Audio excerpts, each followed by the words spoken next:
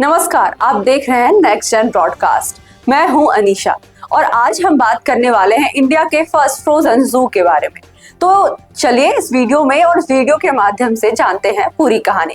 कभी सोचा है अगर आज के दौर में डायनासोर होते तो दुनिया कैसी होती? अगर हम इंसान प्रकृति के साथ इतना खिलवाड़ ना करते तो शायद कितनी ही प्रजातियां अभी भी हमारे साथ होती।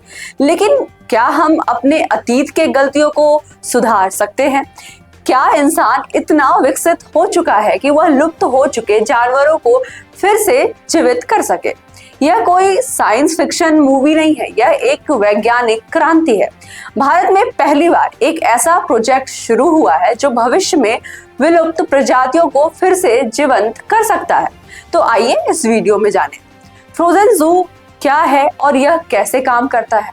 कौन कौन से जानवरों को इसमें संरक्षित किया जाता है? क्या इससे विलुप्त जानवरों को वापस लाना संभव होगा? और सबसे बड़ा सवाल, क्या यह परियोजना नैतिक रूप से सही है? कहते हैं जो समय के साथ खो गया वह वापस नहीं आता, लेकिन विज्ञान ने इस धारणा को चुनौती दे दी है। भारत का पहला फ्रोजन जू स्थापित हो गया है। दार्जिलिंग के Padmaja Naidu Himalayan zoological park में यह कोई साधारण चिड़ियाघर नहीं, बल्कि यह एक जेनेटिक बैंक है जहां दुर्लभ और विलुप्त होती प्रजातियों के डीएनए, स्पर्म, एग और टिश्यू सैंपल को जमा किया जाएगा। यहाँ पर जानवरों के जैविक नमूनों को लिक्विड नाइट्रोजन में -197 डिग्री सेल्सियस पर संरक्षित किया जाएगा।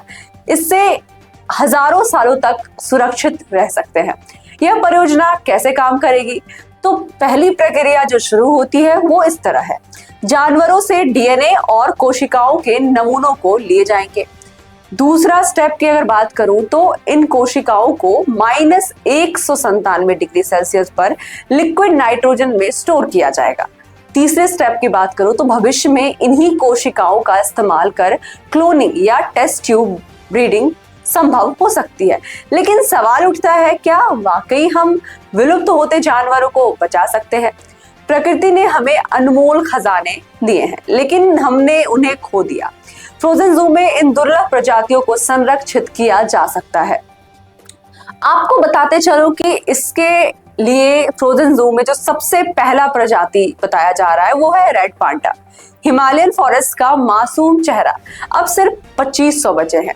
दूसरा है स्नो लेपर्ड, यानी हिमालयन घोस्ट भी कहा जाता है इनको। ये प्रजाति धीरे धीरे अपनी पहचान खो रहा है। अगर आपको एक और प्रजाति के बारे में बताते चलो तो वो है ब्लैक नेक्ड क्रेन, जो कि लद्दाख में देखा जाता है। इनकी भी संख्या तेजी से घट रही है। चौथे नंबर पर आता है रेयर एम्फीबियन, जो कि हिमालयन न्यूट है। उसे बहुत कम लोग जानते हैं। इन सभी जानवरों को जू में संरक्षित किया जाएगा ताकि भविष्य में इनका पुनर्स्थान किया जा सके। लेकिन क्या यह काफी होगा? सिर्फ फ्रोजन जू बनाकर हम प्रकृति बचा सकते हैं? जंगलों की कटाई, जलवायु परिवर्तन, शिकार को रोकना उतना ही जरूरी है। अगर हम विज्ञान के सहारे लुप्त हो चुके जानवरों को वापस ला सके तो क्या हम ऐसा कर पाएंगे? वैज्ञानिकों ने फ्रोजन जू के जरिए विलुप्त प्रजातियों को दोबारा पैदा करने की संभावना जताई है। क्लोनिंग और जेनेटिक इंजीनियरिंग, जो कि एक तकनीक है, उसके जरिए संभव बनाया जा सकता है। डॉली द शिप, आपने नाम तो सुना होगा। उसके क्लोनिंग को भी एक समय पे जन्म दिया गया था। रूस और जापान के वैज्ञानिक मैमथ्स को वापस लाने की कोशिश जारी है। तो क्या इंसान जुरासिक पार्क जैसी दुनिया बना सकता है? अभी तक यह संभव नहीं है, लेकिन भविष्य में साइंस इतनी एडवांस हो सकती है कि हम विलुप्त जानवरों को दोबारा जिंदा देख सकें। विज्ञान ने हमें नई संभावनाएं दी है, लेकिन यह हमारे ऊपर है कि हम इसका इस्तेमाल कैसे करते हैं। अगर हम विलुप्त जानवरों को वापस लाते हैं तो क्या उनके लिए जगह होगी? क्या हम उनकी मूल आदतों और पर्यावरण को फिर से बना पाएंगे? क्या हमें भगवान की तरह प्रकृति को नियंत्रित करने का अधिकार है? ये ऐसे सवाल हैं जिन पर हमें गहराई से सोचने की जरूरत है।